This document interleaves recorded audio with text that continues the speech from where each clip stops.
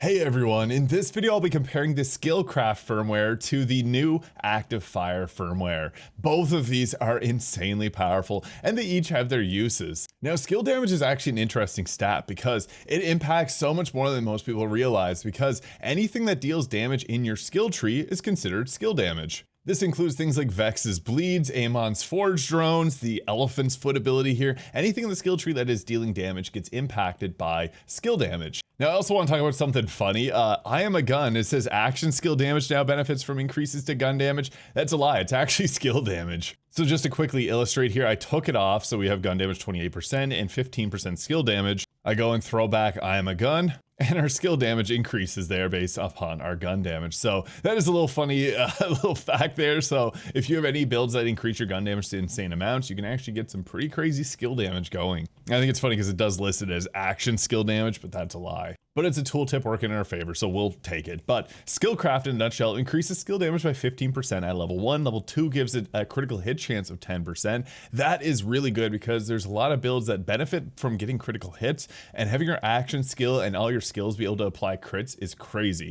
And thirdly, dealing skill damage increases your skill damage by 2% for 10 seconds, and this stacks up to 25 times for 50% extra skill damage. So you can get 65% skill damage and 10% skill critical hit chance. This is crazy, especially on builds like Vex and even Amon.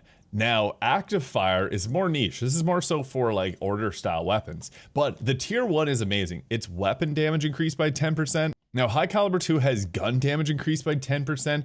I'm not sure the difference between weapon damage and gun damage. This just may be like a typo in the tooltip. From my testing, they do seem somewhat similar. But the second tier is great. Charge rate increases by 20%. This works on any type of Ripper weapon and any type of order weapon, and most notably like the Crow Source. But its tier 3 is the strongest, so firing a charged weapon within 0.5 seconds of reaching full charge increases the damage dealt by 100%. On an already very powerful weapon like the Crow Source, this is crazy. Enabling Vex to be able to do things like that in Ultimate Vault Hunter 7. So which is the better between the two of these? Well, it really depends. There's a lot of builds out here that really would benefit from getting I think the strongest weapon in the game currently, an extra 100% charge. This further stacks if you have something like the order enhancement here, the Primate DM here being my favorite, the free charger when firing from maximum charge. It has a 30% chance for the next shot's charge time to be 0 and the ammo to cost 0 as well. Having a fully charged Crow Source come out the rip, and you can actually have, like, you can get really lucky and have multiple of these fire off in a row, you can do some pretty crazy damage with Active Fire. But on the flip side, I'm also going to talk about Vex here because she's kind of the one that benefits the most from both of these. Skill damage increases means that your bleeds are hitting way harder, which is a huge source of damage, especially with order weapons, funny enough. Your blood shots will hit harder, and most importantly, reverberations hit really hard. So if you're going for like a blue skill tree Vex setup, having more skill damage is really impactful because reverberations is where she's getting a lot of her damage from. However, on this green setup that I have here, bloodletter and overall gun damage is where we're getting our benefits. So in this instance, Active Fire is actually better because we're actually getting bigger bleeds off the higher damage amount off of using something like the Crow Sourced. So to show this off in actual action here, so going away with our charged gun here, blasting away, does a pretty good amount of damage. The second one, you've seen it there. The second fire, once we get that all stacked up, like I am a gun is stacking up and everything else, the damage from it just becomes so insanely powerful that it's like a one-shot potential. We just got the free charge there. This is not even elemental matching against Thol here, and I'm in Ultimate Vault Hunter 7. It is insane. So getting that full charge is quicker, does more damage, and it sets up Vex to do some pretty crazy stuff. Now on the flip side, this is a reverberations build for Vex. It's getting some insane damage by using Skillcraft here because we're getting most of our damage from that reverberation. So it heavily depends on what type of build you're using.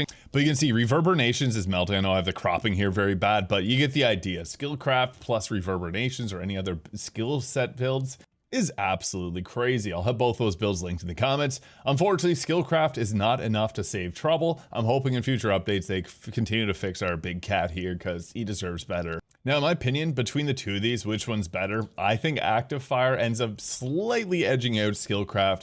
if you're using the crow source. If this gun ever gets nerfed, that will change things heavily because we're dependent on the crow source right now for that massive damage. The crow source is an amazing weapon, kind of like the Norfleet, where you can throw this on any single build and it'll perform. Like Rafa's best build right now is using this. Everyone's best build is using this, or the mantra. So this obviously has a lot of value, but the Skillcraft is also really good. These are probably the two best firmwares in the game right now. They're just so powerful and actually interchangeable, because throwing on Skillcraft on this build just means that our bleeds hit harder. Going with the active fire means we get bigger bleeds, so it is slightly better, but you can still get Ultimate Vault Hunter 7 Platinum time using either of these two. They are both really good.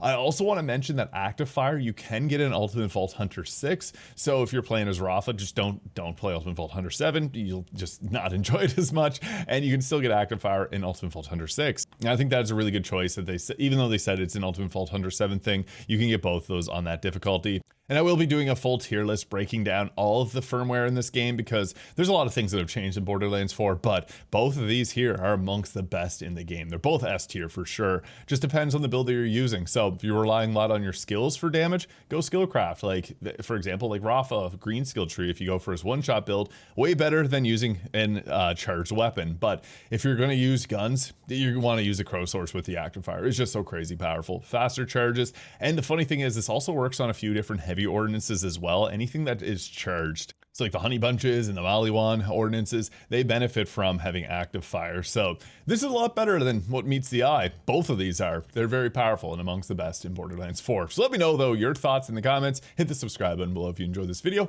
We'll catch y'all in the next one.